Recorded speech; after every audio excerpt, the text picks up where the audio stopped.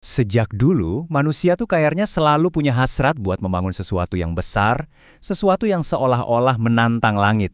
Nah, kali ini kita mau bedah dua struktur ikonik dari kitab suci yang jadi simbol ambisi manusia, Menara Babel dan Menara Haman. Keduanya ini cerita tentang ego, tentang kekuasaan, dan ya, tentang batasan kita sebagai manusia. Oke, coba kita pikirin deh. Kenapa ya? Pertanyaan ini jadi inti dari semua pembahasan kita. Apakah ini soal kebanggaan semata? Atau mungkin rasa takut? Atau jangan-jangan ini cuma cara kita buat membuktikan kalau kita bisa melampaui takdir? Dua kisah kuno ini ternyata menawarkan jawaban yang sangat beda, tapi juga saling nyambung. Jadi, kita punya dua cerita yang kontras banget nih.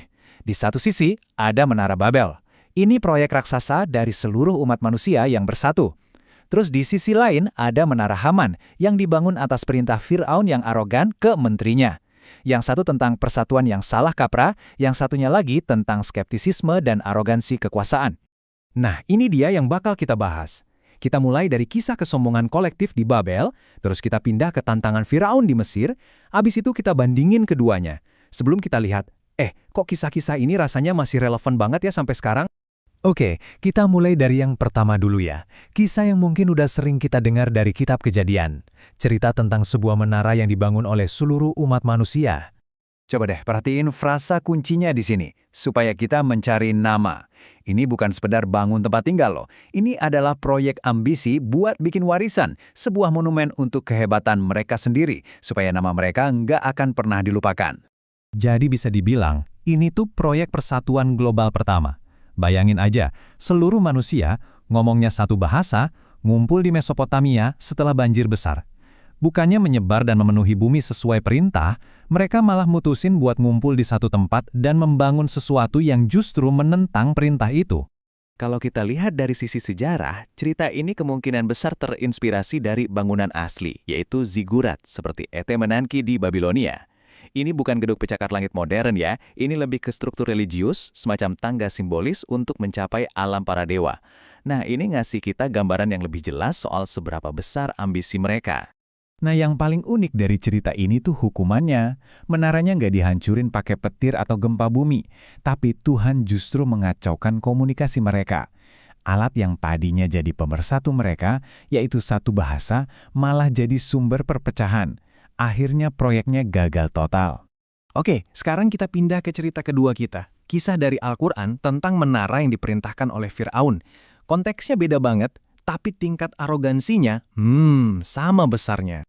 Di sini jelas banget ya nadanya. Ini bukan proyek gotong royong, ini murni perintah dari penguasa absolut ke menterinya, Haman.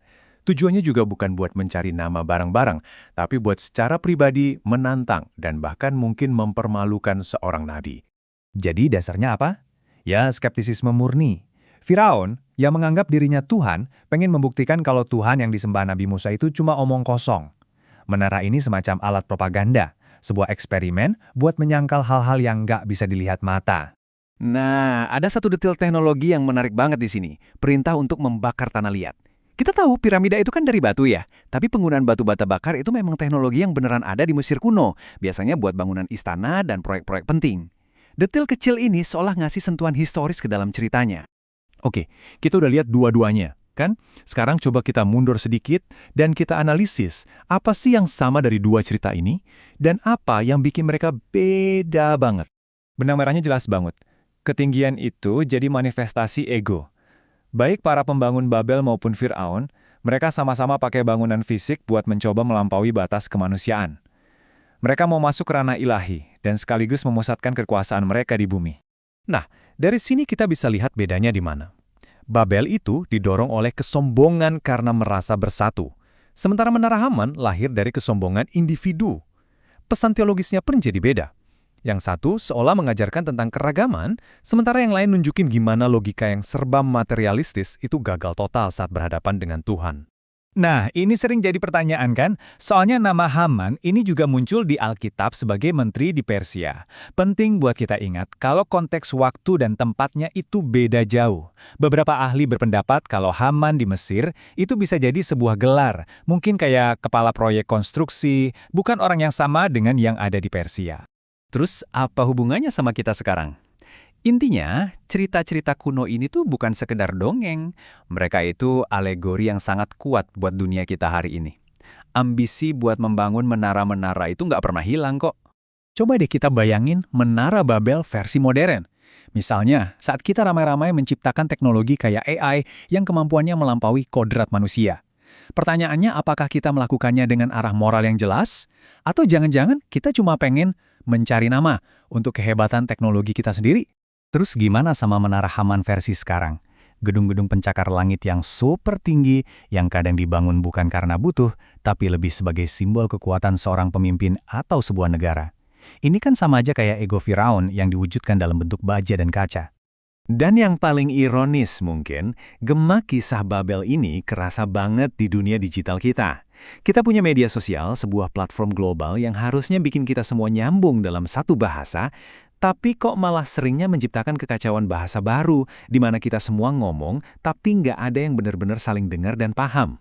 Pada akhirnya, ya dua kisah ini ngasih kita satu pengingat yang sama, yang abadi. Setinggi apapun menara yang kita bangun, secanggih apapun teknologi yang kita ciptakan, akan selalu ada sesuatu yang jauh lebih besar dari kita. Sebuah pengingat tentang pentingnya kerendahan hati dalam menghadapi ambisi kita yang tanpa batas.